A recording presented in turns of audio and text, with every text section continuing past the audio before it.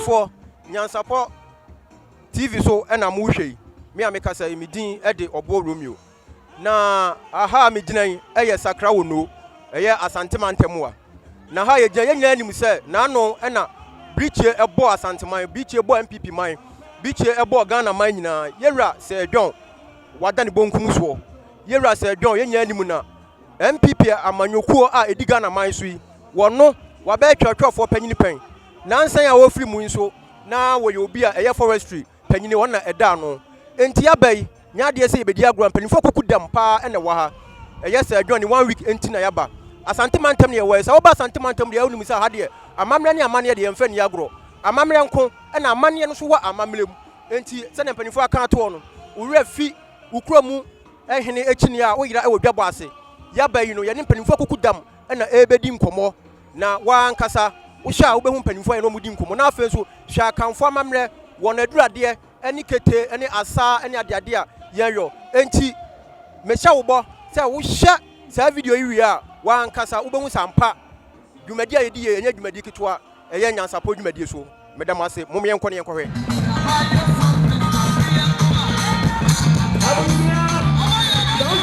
enim se yewra se dwon free awa free mu nti na yehia na mpacho yewra se dwon free awa free mu ekwan be so na afa so aha Asante man MPP man Ghana man nyina nyam so do bonkase na atutuo se John a woda fa mu de na Osan former general secretary enye adeketoa enti ade atoyi nyina ye ni aha Asante man aha party no aha Ghana fo nyina enti bibia ye bia na wo se ejai ye bebeboa enti anopeya na me free nkran abedru ha ye behwe na yayi 1 week enti bone bia ni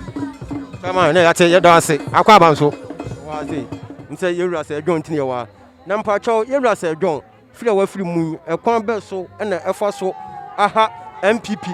amanyoku no na afen so Ghana man mu nyina anokwasem ne arehosem wo hwa enanipa dom a ewa ha ya no obi na beka cho it tells you say no ho odom ena o so no o kire odo ema obi bia or one particular person he had no political boundaries baby otimi ko before say even move baba no me sure say before time NDC delegation by mu and some other political parties they not sure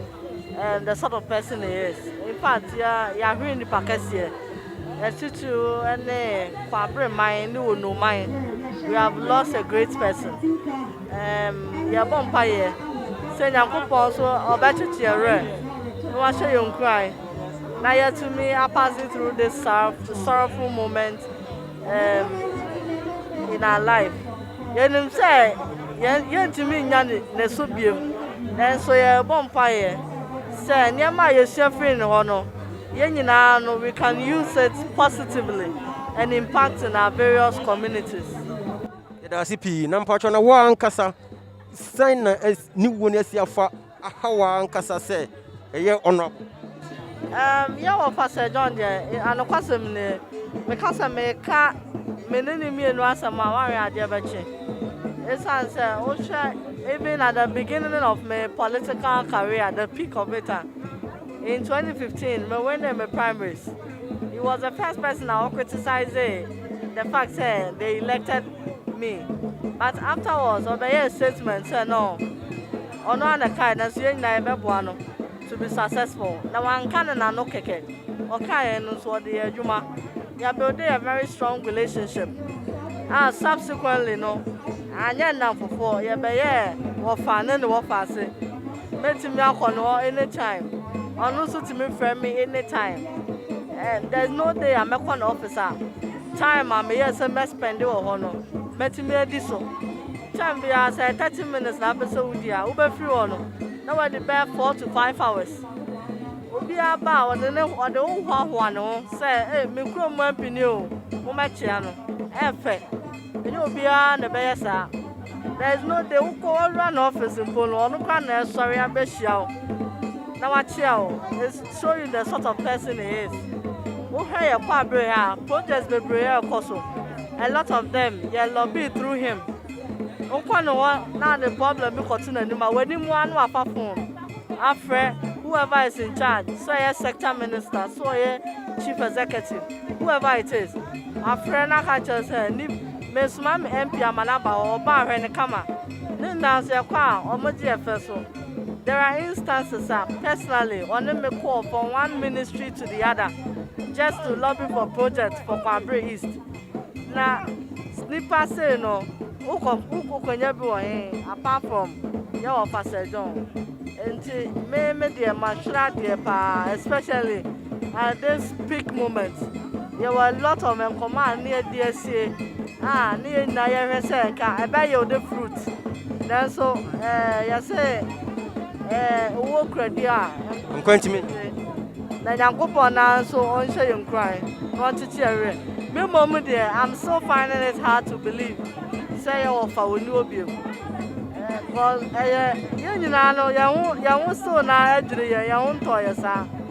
I just said, yeah, you the body don't be a back say indeed. Only now, say, adding, see about your tomb. So when you will be. No, Bonnie, you that's a pa, you tear. One cassa, you who said, yeah, Sir John, we know what we know as the aha pointy. Yanko Pon count on your children. That's it. A patch of liar, what aroma? Sir John Free or Free Moon, patch of Pambells on a faso, aha, Sir MPP Nimapa, any Asante mine, near MPP, and a Ghana mine.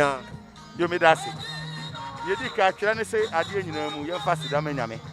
And in Tino, Yamisi Simono, you be damn yammy. On the dema, on the Sunday. Now the Benny performed ya, ye pa. Sasa Papano, the tear Chirimono. What the amount for our teacher, any amount for Nudian in the floor. So, Buafu, Ura, who said John of them was three. Sati said, dear, one on a better. To honestly, Yammy demanded in the buy, you know. Yeah, Bumpire said, Yamin Papa, you know. No man, baby, Papanda. Now that chance to see a tree near. Let's see, Apple. The only actors of we, and just see a bonnet deeper. At the Fabiano Bay, you know, just see him free. Lawyer near that's it. Into our car, and you punch out. Nicrom has said, me I cry, me my hakra no. Sir John Timabaha and Prenine. Na Oba MPP Abusuani Sumua. Sir John Yenipabia or dance to Nipaninamu and Kaya or war. Problem be anyway, problem, mano. A foot to power or war. Media every time I told him and I said, John Bear, my uncle.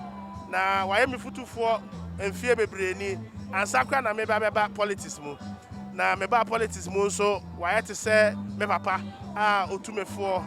na asem kese na ato abusuani nyina na megina me ankasa ma na megina enyomtofo so a Sir John boa omo odare odo adi kire omo nyomtofo bebre ne ofiri mu aye ko ni fie nche se nyomtofo e ba honye ketwa megina omo nyina na mu na ya ma abusua shedding afi ama forestry commission na djuma efo ya ma omo shedding na MPP abusua kuo ni nyina no so ye nyina ma ho shedding Sir John free mu no odupon kese pa na atutu ewo MPP abusua nim ye da sipi nyankopon hira Sir John ya mansan papa Sir John ko na okono enya me enko na ha me aha o man ni nyina because so ofa baby a sabi me ankasa me parliamentary candidate wo where this altar for constituency. He was a father to everybody. Koda sabi koda monya mfi mi ensa mfi 9 mfi num mfi sieko papa ni nyadru ha hwe koda kupu de nchen koda wo hwe wo mo mmerwa wo hwe wo mo panyimfo wo hwe wo mo ene sa de ni nyina na be dia masankrofo yen so no asabi ye amanyosem papa no aso emu atete ya mene ye de wa hwan say a parliamentary candidate for Utafo maybe a twemo 2004 papa ne stane ye ne mom no Sophia Anto atama na anye yi ne hoye na adwen so no obeso Vincent Nsade nako ene me parliamentary candidate amintimi kan yi obi ade se Sir John me parliamentary candidate because of Sir John ahaye nyina ba bi owo no Yankopon fa ne sie yi ye nyaaya ana ye pemu a Kamanesa, and so trading upon Canasamo,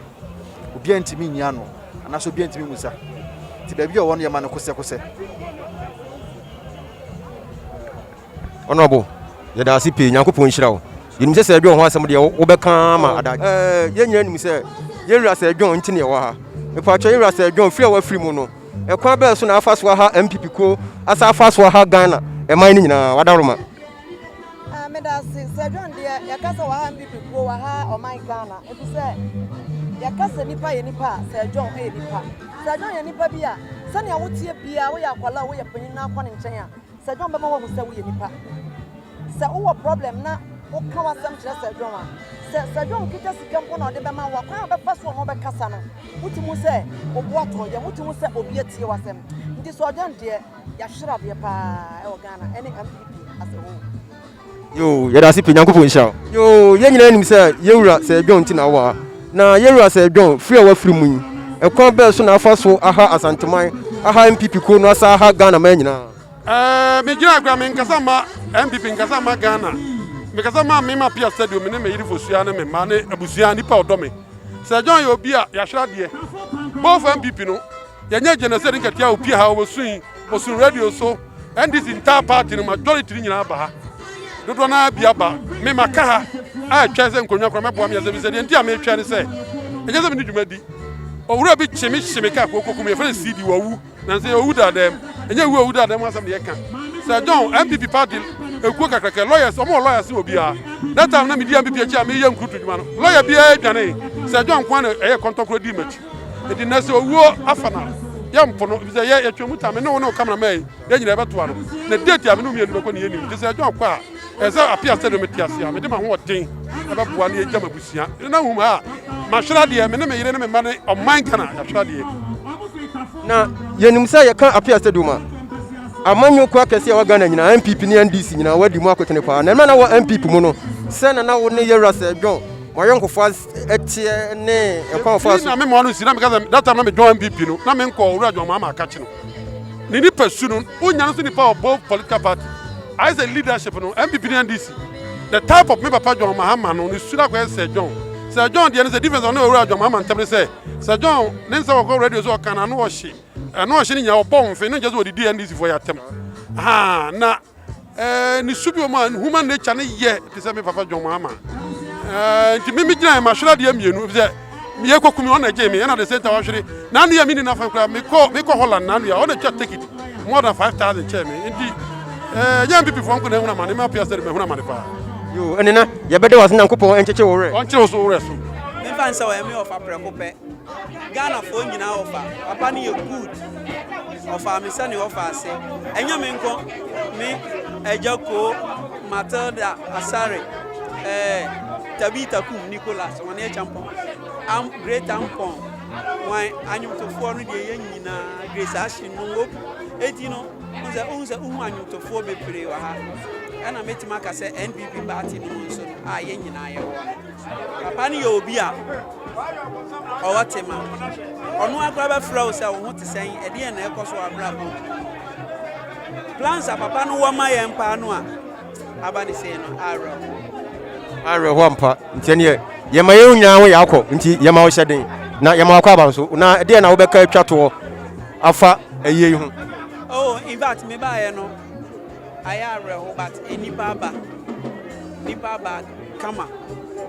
na ye bompa ye se yare no betwam yare ye na ama ye nyina da ne kaka motobi e betwam na ye timi asie ye wofa no sie baba na ye timi abeye no ayi a ese the father because Sir John there Ghana ma ahwere ade NPP ahwere ade kese ba na emom anyumtofo a ye wo NPP party no no a Sir John afa ye se ne ma no ya ahwere ade pa Ghana fo nyina me ma obi a hyɛ ene kechi era sipi nyankopon hia Swami MP Honorable Chairman Sabonsu Beme Bodia Crosswa Chairman Sabonsu wa Beme mu Ayabuafo Wokumkom Yafruura Honorable Chairman Sabonsu Swami MP Wonu aduase Wonu Sir John Oduase Bru Swabe Jamno Honorable Nimdieni Chairman Sabonsu wo be memu ayabuafo odi amre wokum kom ya funura wo be memu ayabuafo wonu aduase apiawo wotie fidie sanepan na nan mediani ahofedua na na donkume ma ahomne soe wokum kom ya funura onabo wo be ma wona kura doso ejoso da sebre empin mediani ahofedua odi amre wo be ma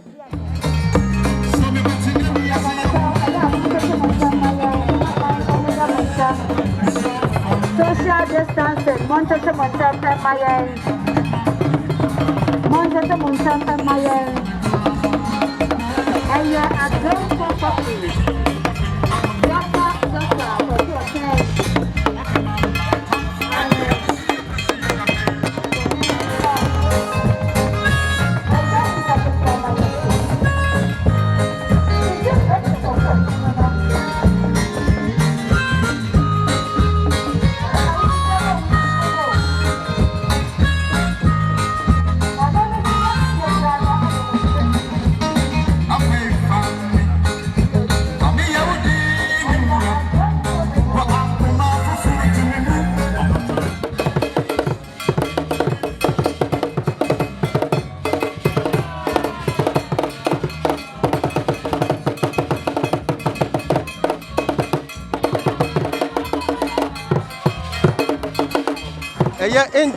Angel nyumako nyina kofa bai na adua no data kwaku oten ni nyina ye yera Sir John ni 1 week no ya be pie mu ewo eye sakra wo no Asante mantemu ha Dr. kwaku oten ye bondi aga na man de obi animu no nya de se ni din no eye edin a chese ye hwa ye bebre kra Dr. kwaku oten so na bedura no wachia mpanimfo awie na watena se a abusiafo so ema no akwa abana so ono so eje encha no Dr. kwaku oten na muhuni ono ena so na aba no ye hwe no wan so yehu eye yero aduma ko ba fi lawyer ono so enyina ewa ha ni siwo enso etene nchen ntina ye se nyasam keto akra amamra ene amane na etwago no empanimfo anu mo Ghana nyina de obi aba ha obi a oni Ghana nyina de obi aba ha nti amamra ne amane na etwago no asanteman ye wa amane ye wa amamra nti yasom ye nyansa poso na wuhwe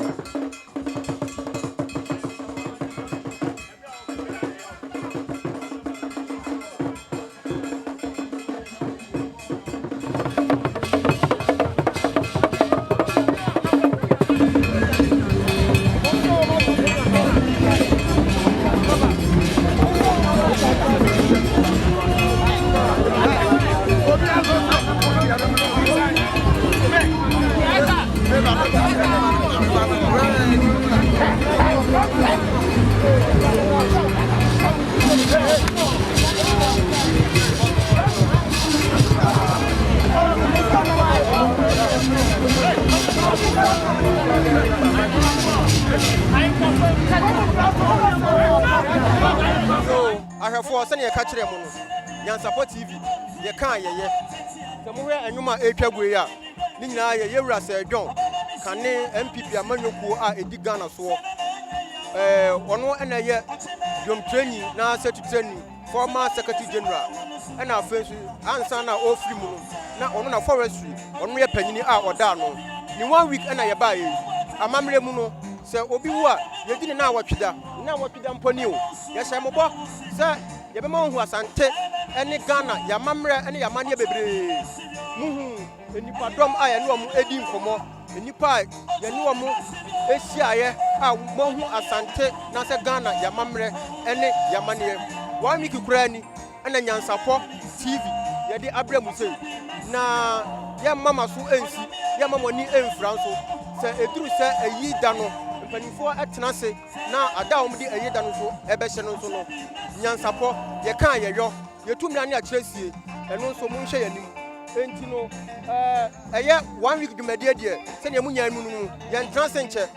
enti no ye ntranse emma esum ento ye enti ye dwumade no ebesia na emom Nyansapɔ fo mu nsan hye yanim se Nyankopɔn ye adoma eyi da no so no mu bete enka ye damase